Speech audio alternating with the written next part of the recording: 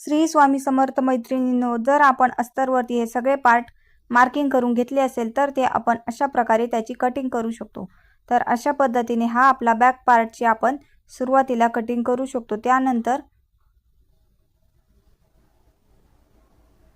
तर अशा प्रकारे आपला जो मोंढा आहे त्यावरती जी मार्किंग केलेली आहे त्या मार्किंग वरतीच आपण व्यवस्थित अशी कटिंग करून घ्यायची, त्यामुळे आपलं ब्लाउज एकदम परफेक्ट बसेल। तर अशा पद्धतीने हा आपले बॅक पार्ट, तर हा आपला दुसरा साइड पार्ट आहे।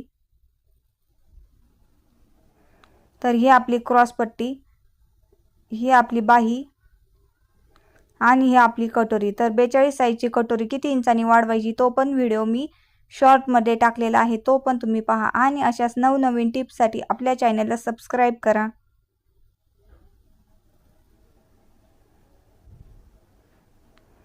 तर अशा पद्धतीने मी इथे अस्तर, बाही, अस्तरवरती कटोरी, बाही, क्रॉस पट्टी, साइड पार्ट आणि बॅक पार्ट हे सर्व मार्किंग करून घेतलेले, कट करून घेतले आहे।